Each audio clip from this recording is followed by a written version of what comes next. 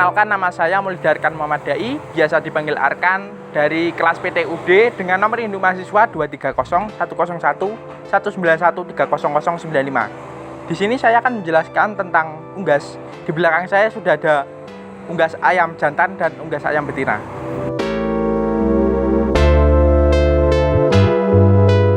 Ya, di sini saya memegang ternak unggas betina, yaitu ayam. Pada unggas betina dan jantan bisa dibedakan melalui bagian jenggernya. Pada bagian betina, bagian jenggernya lebih kecil daripada yang jantan. Lalu bagian kaki yang jantan terdapat taji dan yang betina tidak terdapat. Lalu untuk bagian eksterior lainnya sama. Kita bisa lihat di bagian kepala ada mata, paruh, ada juga lubang hidung. Lalu di bawah ada pial. Untuk di bagian lainnya, di sini ada bagian ekor belakang. Lalu ada bagian sayap di samping. Ada bagian perut.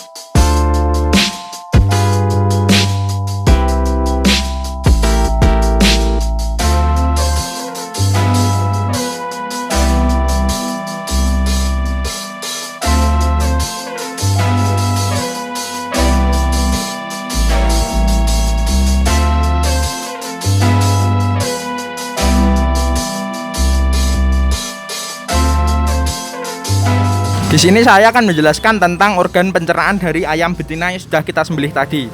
Makanan akan masuk melalui paruh. Paruh berada di kepala. Lalu, makanan akan masuk ke esofagus. Ini, ada tabung ini, namanya esofagus. Lalu, masuk ke crop atau tembolok yang besar ini. Lalu, makanan akan masuk ke proventriculus yang kecil ini. Lalu, makanan akan masuk ke gizzard atau ampela yang besar ini. Lalu makanan akan masuk ke usus halus. Sepanjang ini ada usus halus. Lalu ada satu percabangan. Ini kanan dan kiri. Ini disebut dengan sekum. Lalu makanan dari sekum akan masuk ke usus besar dan berakhir di kloaka.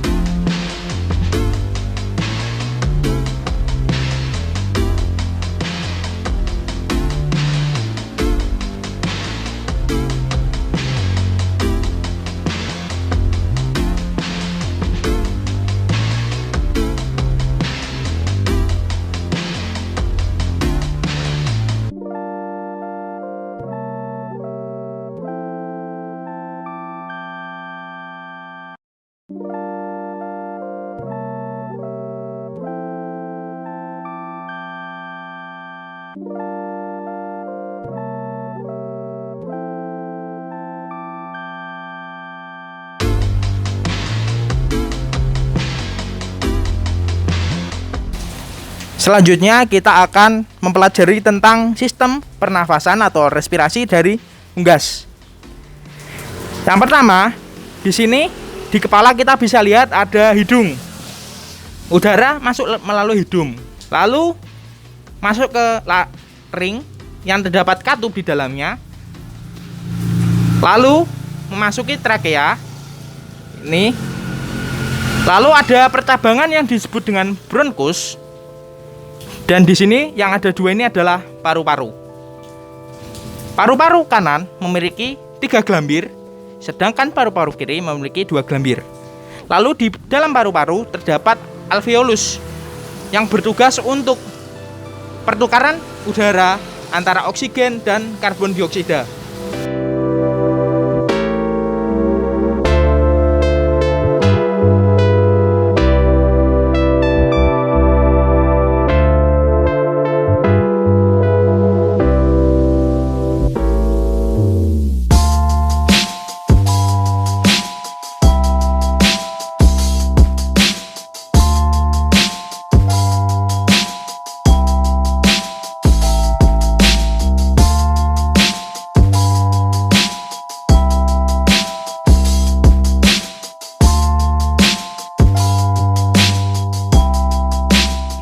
Kali ini saya akan menjelaskan tentang organ reproduksi dari unggas betina.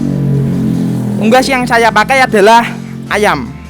Di sini bisa kita lihat bagian dari reproduksi unggas betina ada 2 bagian, yaitu ovarium yang seperti telur-telur ini dan oviduct. Ovarium bentuknya adalah seperti telur-telur ini. Lalu di oviduct ada 3 bagian. Yang pertama ada infundibulum di sini di dekat ovarium ini. Lalu ada magnum di tengah-tengah ini, dan ada uterus. Namun di ayam juga terdapat vagina, di mana tempat organ kelamin jantan masuk dan bisa membuahi dari organ kelamin betina. Setelah kita melihat organ reproduksi unggas betina, kita akan berpindah ke organ reproduksi unggas jantan. Pada bagian atas terdapat testis yang berwarna putih yang berjumlah 2 buah. Testis berfungsi sebagai tempat pembentukan sperma. Lalu di tengah-tengah testis terdapat epididymis sebagai tempat penyimpanan sementara sperma sebelum diejakulasikan. Lalu di bawah epididymis terdapat vas deferens sebagai saluran pengantar sperma. Sperma diantarkan menuju kloaka ke bagian proctodeum untuk diejakulasikan.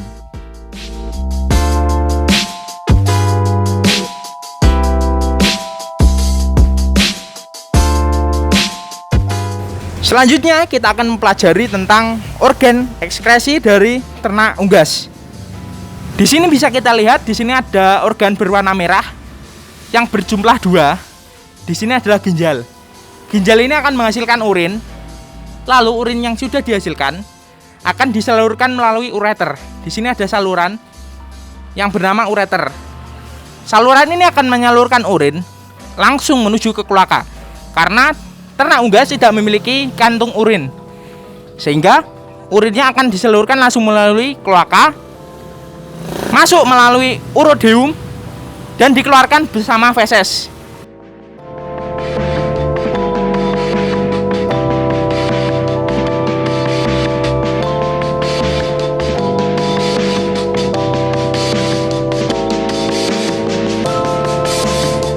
Kali ini kita akan membahas penyakit-penyakit yang terdapat pada ternak unggas, khususnya ternak ayam.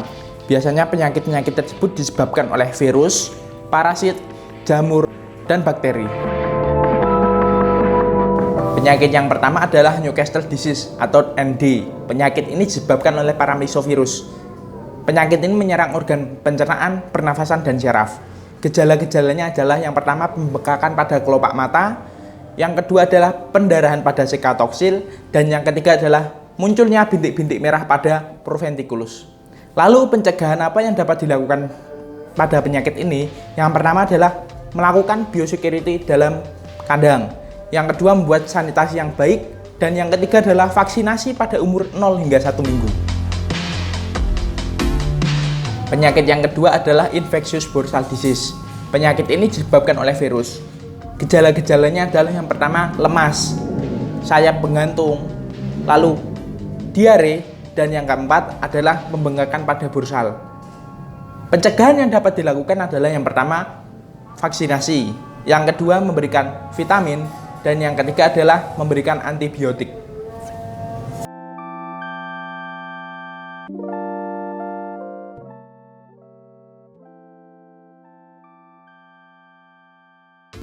Gejala yang muncul adalah yang pertama ngorok, dan yang kedua adalah pada jengger dan pial terdapat warna ungu. Lalu pencegahan yang dapat dilakukan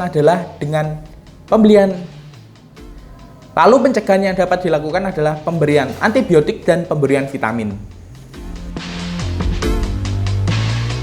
Penyakit yang keempat adalah penyakit chronic respiratory disease yang disebabkan oleh bakteri Mycoplasma gallisepticum. Biasanya penyakit ini disebabkan juga oleh kadar amonia yang terlalu tinggi sehingga menyerang organ pernapasan. Pencegahan yang dapat dilakukan adalah dengan manajemen liter yang baik dan membuat sirkulasi kandang yang baik.